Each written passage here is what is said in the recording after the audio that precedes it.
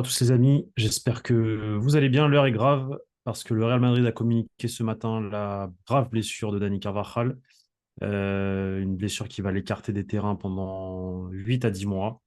Donc fin de saison pour le latéral droit espagnol. Je vais vous lire très rapidement le communiqué. Suite aux examens effectués sur notre joueur Dani Carvajal par le service médical du Real Madrid, il a été diagnostiqué une rupture du ligament croisé antérieur, une rupture du ligament collatéral externe et une rupture du tendon poplité de la jambe droite. Autant dire que son genou droit est totalement bousillé, Guillaume.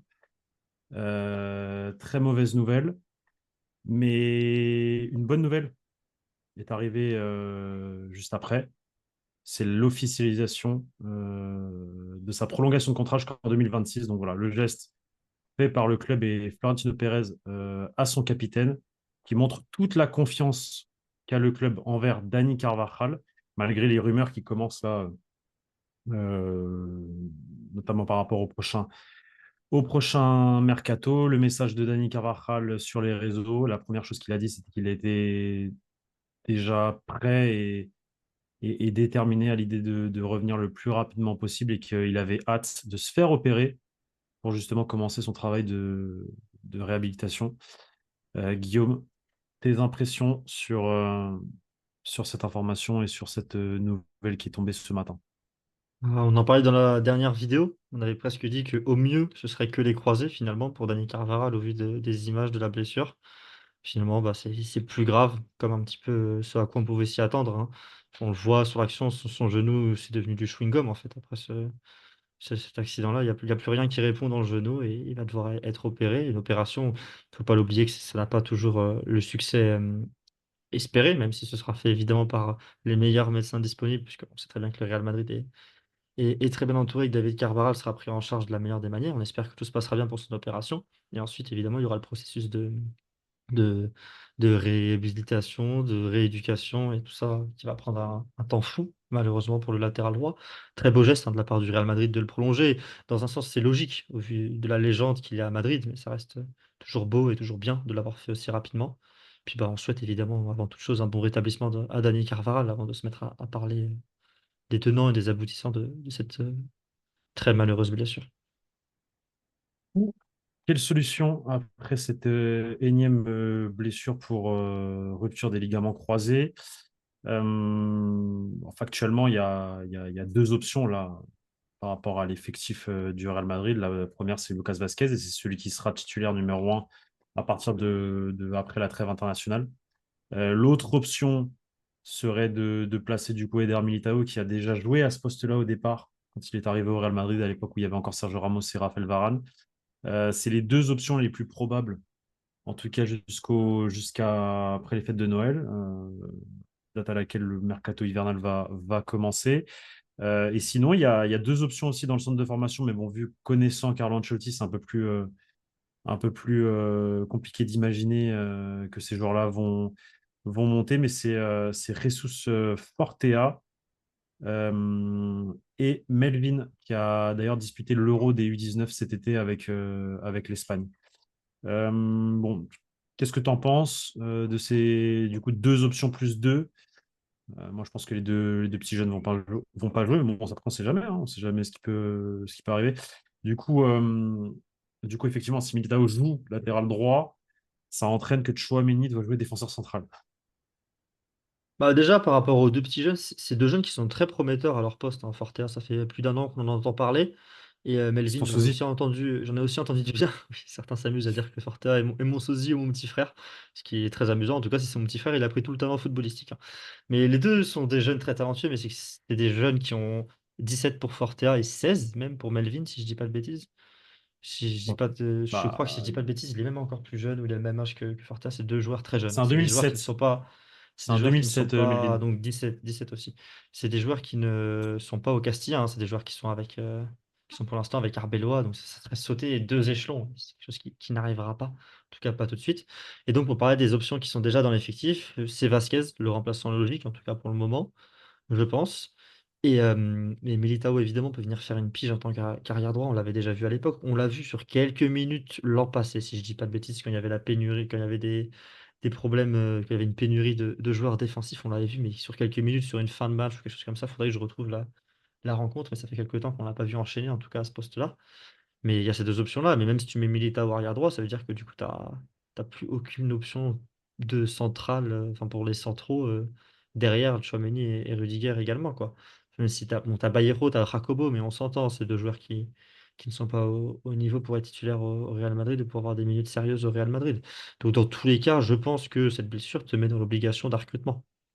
Parce que déjà, tu étais Oui, court en défense exactement. centrale, tu étais déjà court en défense centrale, et là, t'es encore plus court avec la blessure à droite. Exactement. Et effectivement, c'est ce qui devrait entraîner que le Real Madrid va très probablement se positionner sur le mercato hivernal pour la première fois depuis très longtemps. Je me rappelle même plus c'était quand la dernière fois que le Real Madrid a recruté lors du mercato hivernal. En tout cas, c'est les informations qui sont parues dans la foulée par Marca, notamment José Félix Diaz.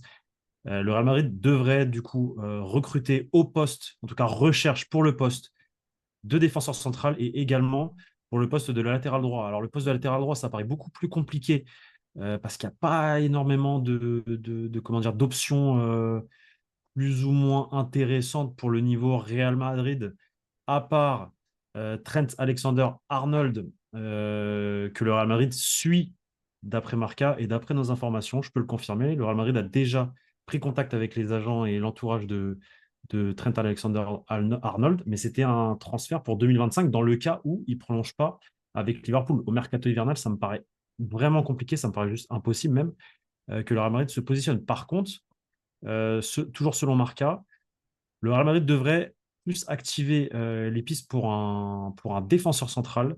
Et il y a trois noms qui ressortent: Castello, Luqueba, Vitor Reis, on le sait, le Brésilien de Palmeiras, et Jorel Hato, nom qu'on peut également du coup confirmer.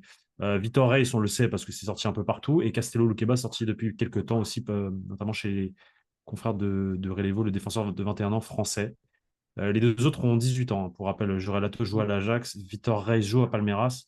Jorel Hato, j'avais ce nom depuis quelques semaines. On m'en avait informé, on n'avait rien dit parce que j'avais pas eu de double check. Euh, Après, voilà, les deux autres, on le sait déjà. Mm. Bah, si je peux faire un petit commentaire sur Jorel Lato, si je dis pas de bêtises, c'est un gaucher. Et c'est un joueur qui est un petit peu un joueur hybride, qui peut être capable de jouer en tant que latéral comme jouer en tant que défenseur central de ce que je sais du profil. C'est peut-être pas le profil idoine. Je pense que le plus logique serait quand même de prendre un droitier. Après, encore une fois, Rudiger, Militao sont tous les deux droitiers, sont tous les deux plus habitués à la droite de la défense centrale. Donc il y aurait moyen de glisser. Et ça reste des joueurs très jeunes. Alors, pour ce qui est de Vitor Reis, ce sera en fin de saison, puisqu'au Brésil, les saisons sont inversées. Donc ce serait le moment logique pour lui de changer de club. Mais par contre, on parle d'un joueur de 18 ans qui viendrait du Brésil, d'un autre continent, et qui aura un rôle déjà et des minutes déjà au Real Madrid directement. Il faut avoir un niveau de temps d'adaptation, pareil pour Jorel Lato. Donc j'aurais plus tendance à aller vers le troisième profil qui est déjà Loukeba, qui est déjà un petit peu plus confirmé, un petit peu plus âgé, si c'était à moi de devoir décider, entre guillemets, la recrue. Mais en tout cas c'est un marché compliqué. Comme tu as dit, le marché du latéral droit, c'est extrêmement compliqué parce que il y en a quelques-uns qui ont le niveau du Real Madrid, mais ce sera un chèque énorme, une Personnellement, situation j'ai contractuelle pas de nom pour le mercato particulière. hivernal. Et Non, sinon, mais pour le mercato c'est. hivernal, j'ai aucun nom. Moi, personnellement, je vois pas sur qui peuvent se positionner Ouais, ouais, je suis d'accord. Je suis au d'accord. poste Moi, de latéral droit. j'ai une idée en tête, mais c'est un joueur qui se blesse Qui? énormément, mais qui a montré de bonnes choses. Tomiyasu, qui est un joueur qui se blesse énormément, mais qui est sur le départ à Arsenal et qui a montré des choses en tant qu'arrière droit et en tant que central. Moi, Après, c'est que c'est un joueur qui se tu blesse forces, beaucoup trop. tu Je forces vais vous le carrément. refiler, je vais vous le refiler, je vais vous le refiler. J'étais en train de réfléchir à qui tu me disais. Tu m'as dit Tomi Yasu. J'ai cru que c'était Tomi espace Yasu. Et après, je me suis rappelé qu'il y avait un japonais qui s'appelait Tomi Yasu. Il a quand même Tellement, connu de tellement bonnes personne minutes le à connaît. Bologne Tellement à personne le Bologne connaît. à Bologne et à Arsenal. Il a quand même connu de très bonnes minutes. Par contre, c'est un joueur qui se blesse énormément et ça, c'est Tellement pas personne le logique. connaît. Tellement personne le connaît. Je te Ah, le dis. il faut Tomiyasu. sortir du microcosme du Real Madrid et regarder des matchs, hein. C'est un bon joueur. Mais par contre, ce serait vous refiler Loukeba, c'est notre 40 poids mort, millions. quoi. Loukeba, c'est estimé à 40 millions selon Transfermarkt. Je ne sais pas s'il y a une clause. Des fois, en Allemagne, il y a des clauses sur les joueurs. Ouais, Peut-être. ça existe. Leipzig, si je dis pas de bêtises, ils ont vendu Simakan il y a quelques semaines pour pas énorme, je crois, Sous pour clause, 25 ou hein. 30 Est-ce sous que je dis une clause. bêtise? Je suis pas sûr, Non, hein. peut-être pas, peut-être pas.